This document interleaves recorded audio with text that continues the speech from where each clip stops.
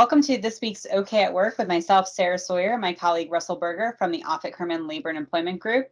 And this week we are talking about managing and motivating employees. So we often talk about various themes on OK at Work regarding retention, recruiting, managing employees, and putting roles in place. And really there's a lot of moving pieces for employers to keep in mind and ways to keep their teams working efficiently. Often we'll get calls from clients that'll, they're asking to update their handbook and put some more rigid rules in place to deal with some issues within the workplace. What's some advice that you give clients when you get those calls, Russell? Yeah, I think one of the key points is employers are better served when they're trying to manage improvement in performance.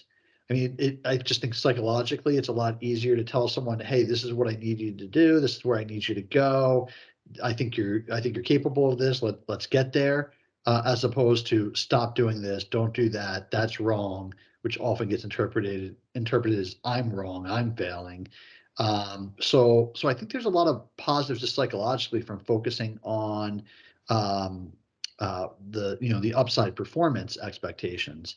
Um, in addition, from the legal standpoint, I think it puts you in a better position if you ever find yourself in a wrongful termination lawsuit where someone says, I was discriminated against, I was retaliated against. This isn't really because of my performance. This is because of some other unlawful reason.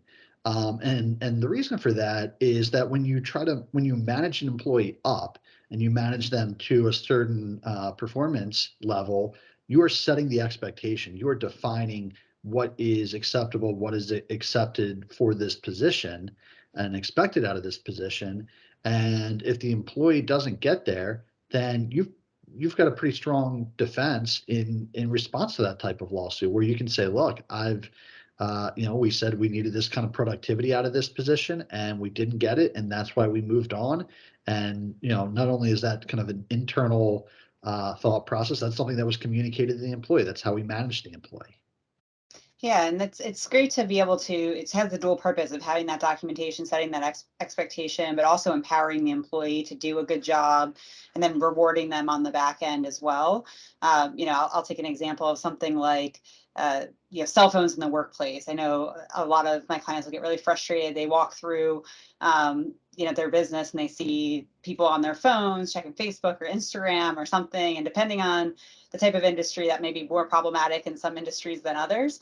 And they'll want to put really strict rules in place. Like, all right, this is going to be the discipline if you have your phone. And, and sometimes that's effective, but a lot of times that can actually really frustrate employees, especially if they feel like they're getting their job done, or it might just be too broad because some employees might be able to check Facebook, once every couple hours and still get their job done efficiently. And now they're resentful of this new rule that's targeting everyone. And so sometimes that's really just not the most thoughtful approach. It might seem like the easy fix to a problem that a manager sees when they walk around the office. But by really digging in deeper, it can really, help, like you said, Russell, set those expectations, help with the documentation pieces, but also empower employees to focus on their performance as well and what they should or shouldn't be doing to meet those outcomes. Right. I mean, to your point, the employer's problem in that scenario isn't that the person's spending time on their phone or social media or whatever when they should be working.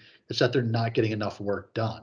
So, look, I want X amount of work done, and that's my expectation. I'm communicating it to you, and that's where you need to go. And beyond that, I can be flexible. I can be easygoing, which, parenthetically is pretty important at a time, during the Great Resignation when retention is a huge issue.